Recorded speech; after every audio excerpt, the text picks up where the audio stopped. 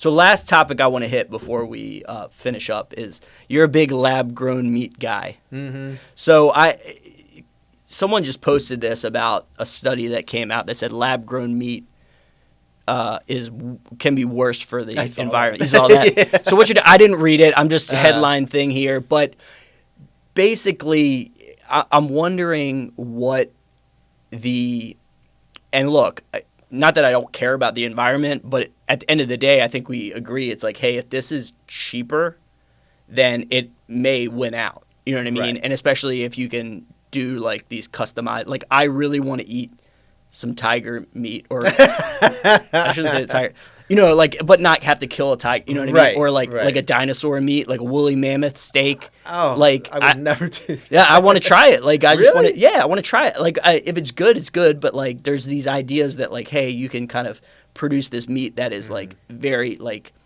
it's more healthy, and you get more all the nutrients and all that kind of stuff. And if you're into so the lab grown meat and stuff, like, is that you think it's going to be a big thing? Not next year, but over the next 15, 30 years or so, like that. So is there an environmental component to that because of like people like PETA that don't want to kill animals and all that kind of stuff? Or is it more just keeping up with the food demands of like population growth and all this kind of stuff? It's that, and it's economics.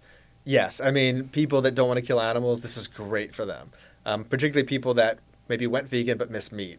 And I mean, there are people that are like that, and they try to eat the plant-based burgers, and it's just not. Come on, it doesn't taste the same. It's economics. That's what it boils down to. And a really good way to look at this is when I go to events, cultured meat events. It's not like I think people think it's going to be mostly just scientists and vegans. And there are scientists and vegans, but there are reps from Tyson, from ADM. Yeah.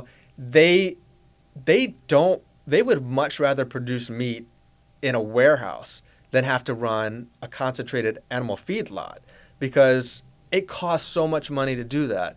And there's a large risk factor involved there too. When you're producing beef, okay, well, you have to provide the feed for the beef. Well, if you have a drought or extreme weather conditions, that's going to affect the price of feed. So that affects the price of the meat production. Then you have a drought or heat wave too. It could kill off the I mean, chicken wings. I love chicken wings. Chicken wings have gone up like double in the past it's up there. So yeah, I get that. And you hear about like the mad cow disease and like, hey, this disease, like for some reason, eggs have gotten like crazy expensive. Yeah. I don't think we can lab grow eggs. You think we could you can? Yeah. Okay. Yeah. You can lab grow in anything. You can lab grow in pretty much anything. Because all you're doing, that's an interesting thing. And it really took me a while to wrap my head around this. It's the same cell structure. So basically, instead of growing meat like beef in a cow, you're just growing it in a bioreactor. A cow is a bioreactor. It's just that we made this bioreactor and God made the cow, but using the bioreactor is much more efficient. And as the costs go down. Is there any ethical, like, people, like, concerns about that think, like, hey, like, because it doesn't have a brain, like, but it's still, like you said, it's still, like, there's still a feedstock that is coming from a live. So right You're now. essentially, like, cloning, right? So right now, it's the only thing that keeps it from being completely vegan is that it uses what's called a bovine growth serum, which comes from the calf. So vegans probably have issues with that? Well, yeah, because you're taking something from an animal. Okay. But there are companies that are producing a synthetic version of that. And that is happening. That's going to happen. So at some point, you're not going to take the growth serum from calves anymore. It will all be done synthetically. Once that happens, it's completely vegan. There's no animals involved. But except for the cell. I mean, you can have like the stem cell, but you're not gonna. You're never gonna please vegans, Jeff. I don't care. I think that's where there's a resistance to this, kind of like the solar energy or the electric vehicle thing, because it's kind of like, okay, like all this shit stuff, because we just want to placate vegans because they don't want to kill animals. Yeah. And like, so, and that's, the big thing was, hey, cows do more emissions than, you know, this plant. Like, Right. you want to get rid of cows, and then vegans are like, yeah, we want to get rid of cows too. Like, and it's just like, you can't. There's no winning here. No, well, it's funny because I actually love vegan food, and I would say most of my diet is I eat meat, but most of my diet is I eat a lot of fruits and vegetables and grains. It's just my diet. That's what I prefer.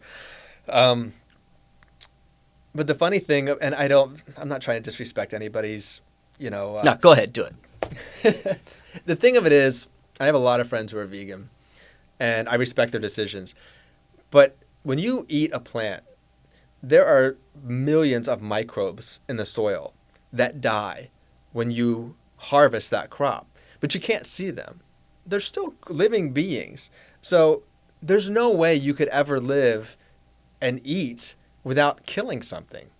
It's just that you can't see the microbes. You can see the cow. Yeah, those don't count. Yeah.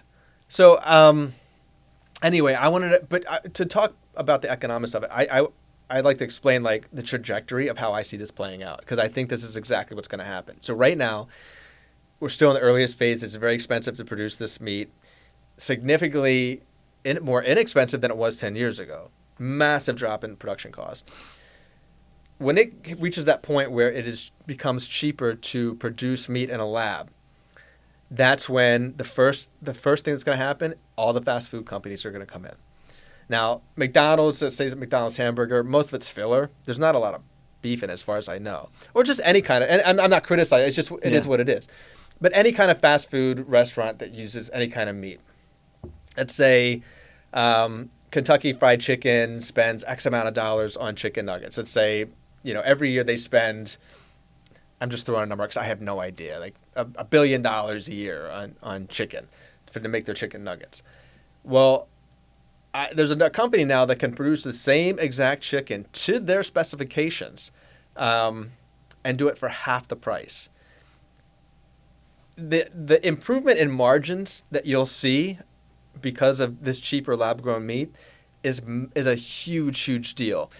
It's not just that it's cheaper to produce, but there's no more risk factors. Again, they're not going to get a call from the chicken producer and saying, we lost a bunch of chickens because of the drought. That's not going to happen But anymore. are people going to socially resist that? Like, I ain't going to KFC. They got that lab. They got that lab-grown stuff. I think there might be a little resistance, but if you go to fast food to eat, you don't really care about what you're eating. You know what I mean? I mean, it's all chemicals is what you're eating. So, and honestly, the way you can produce that meat, it can actually be produced in a healthier way. So say that the chicken nuggets are now produced with more they can make it with more protein or less fat or less. I mean, it's designer meat. The KFC can say, I want 3 different versions of this chicken nugget, and they can get it. So the future, I'm sure you saw the robots running fast food restaurants now and the kiosks. So the future is a fast food restaurant run by robots producing lab-grown meat that's cheaper, tastes better, and is healthier. Yes. Sign me up. See what I'm saying?